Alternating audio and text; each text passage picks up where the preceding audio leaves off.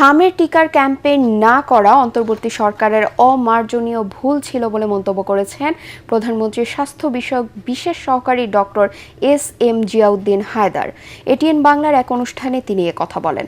অন্যদিকে প্রস্তাবিত বাজেটে স্বাস্থ্য খাতে বরাদ্দ বাড়ানো এবং অনিয়ম দুর্নীতি প্রতিরোধে সরকারের কঠোর নজরদারির আহ্বান জানান ডিবেট ফর ডেমোক্রেসি চেয়ারম্যান ও এটিএন বাংলার পরিচালক বার্তা হাসান আহমেদ চৌধুরী কিরণ।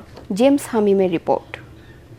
প্রিয় দর্শক, ইস্পাহানি মির্জাপুর শুভরাত্রিতে আপনাদের সবাইকে স্বাগত জানাই। এটিএন বাংলার নিয়মিত আয়োজন ইস্পাহানি মির্জাপুর শুভরাত্রি অনুষ্ঠানের আলোচনার বিষয় ছিল কেমন চলছে স্বাস্থ্য খাত।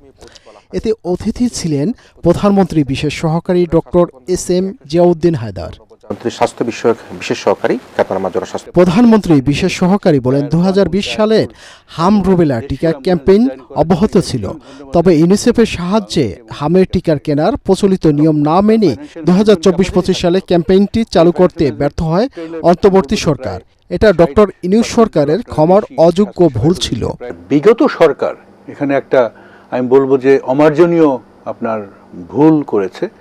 সেটা হলো 2024-এর শেষ এবং 25-এ 4 বছর পর পর টিকার সাইকেল হয়। তো 2024-25-এ একটা টিকার সাইকেল দেওয়ার কথা, একটা টিকা দেওয়ার কথা ছিল, সেটা একেবারেই দেয়। গ্রাম থেকে শহর পর্যন্ত 3 ধাপে অ্যাম্বুলেন্স সার্ভিস চালুর পরিকল্পনাও তুলে ধরেন তিনি। জানান প্রস্তাবিত বাজেটে এবার স্বাস্থ্য খাতে অন্যান্য বারের চেয়ে 35% বেশি বরাদ্দ রাখা হয়েছে। 5 বছর বা 10 বছর পরে আমাদের স্বাস্থ্য খাতকে কোন জায়গায় দেখতে চাই, হ্যাঁ, সেটা ঠিক করে তারপরে যে সুচিন্তিতভাবে আপনার পরিকল্পনা মাফিক প্রোগ্রামগুলোকে ডিফাইন করে বাজেট বরাদ্দ দেওয়া, এটা কখনোই বাংলাদেশে এর আগে করা হয়নি।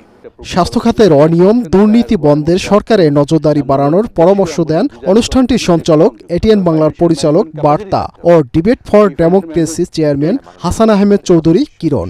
বাজেট বরাদ্দের যে অর্থ, সে অর্থকে স্বচ্ছতা এবং জবাবদিহিতার মধ্যে খরচ করবে। একই সাথে তারা যে নির্বাচনী কমিটমেন্ট করে আজকে কমিউনিটি ক্লিনিকের কথা বলা হচ্ছে, হাসপাতালগুলোকে তাদের স্বয়ংসম্পূর্ণ করবার কথা বলা হচ্ছে, সেই পথে হাঁটলে কিন্তু মানুষ যে আশা করে ভোট দিয়েছে, যে আশা করে বিএনপিকে বা তারেক রহমানকে তার নেতৃত্বে সরকার গঠন করবার সুযোগ করে দিয়েছে, সেই সুযোগে মানুষ তার আশার জায়গাটা তার আশা নিতে হবে। চিকিৎসা সেবার মান বাড়িয়ে মানুষের আস্থা অর্জনে স্বচ্ছতা ও জবাবদিহিতা নিশ্চিতের তাগিদ দেন তিনি। স্বাস্থ্য খাতের যে দুর্বলতা, সব দুর্বলতা কাটিয়ে উঠে যাতে জনগণের দরগোড়ায় স্বাস্থ্য সেবাকে পৌঁছে দেওয়া যায় এবং সরকারের যে কর্মপরিকল্পনা, সেই কর্মপরিকল্পনার প্রত্যেকটা যাতে বাস্তবায়ন হয়, মানুষকে যাতে চিকিৎসা নিতে আর দেশের বাইরে যেতে না হয়, যাতে সরকারের পক্ষ থেকে একটা প্যাকেজ পরিকল্পনা গ্রহণ করা হয়েছে এবং সেই প্যাকেজ পরিকল্পনায় জনগণ আশাবাদী, আমরাও আশাবাদী। এ সময় প্রত্যেক ইউনিয়নে এবং শহরের প্রতিটি ওয়ার্ডে একটি করে প্রাথমিক স্বাস্থ্যসেবা ইউনিট চালু করা হবে বলে জানান প্রধানমন্ত্রী বিশেষ সহকারী।